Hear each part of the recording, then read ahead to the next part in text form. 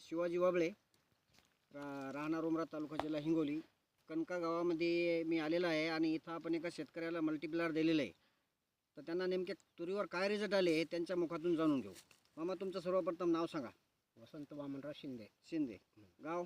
गाव कणका, तालुका, जिल्हा हिंगोली. हो, ओके. बरं, तुम्ही आतापर्यंत आपलं मल्टीप्लायर किती वापरलं? 2 वेळा वापरले की.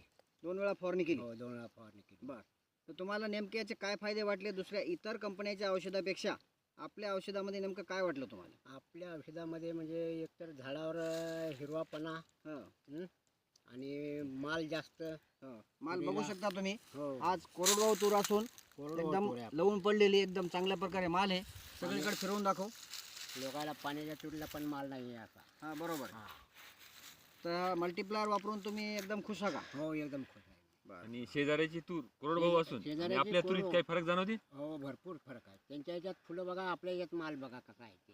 हां, आणि लोकांची तूर किती उजवली. हो, म्हणजे असे जाग्यावर वाळून गेलेत. बरं. असे झाड वाळलेत. तसं आपल्यात एक बी झाड वाळलेलं दिसत नाही तुम्हाला. बरोबर, मल्टीप्लायरमुळे त्याला ताकद आली झाडाला. बरोबर.